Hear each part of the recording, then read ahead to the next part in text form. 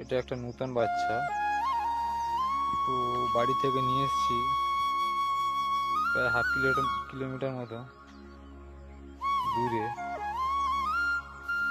দেখি উড়ে বাড়িতে যায় কি কোথায় যায়, আমি এখন একে ছেড়ে দেবো।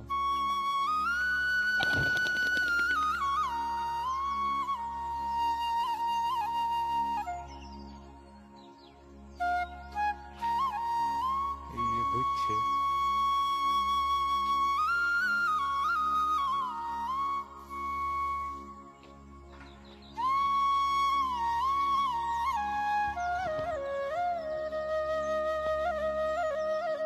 3-4 পাক মারলো আমার মাথার উপরে, মারার পরে ওটা বাড়ির দিকেই গেছে।